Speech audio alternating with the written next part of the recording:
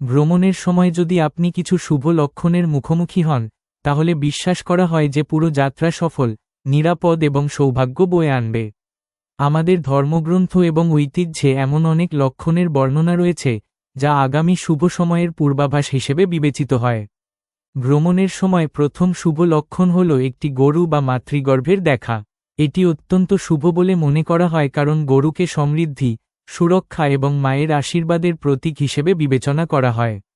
যাত্রা শুরু করার সময় যদি আপনি একটি গরুর মুখোমুখি হন, তাহলে বুঝতে হবে যে আপনার পথে বাধা হ্রাস পাবে এবং আপনার কাঙ্ক্ষিত কাজ সম্পন্ন হবে।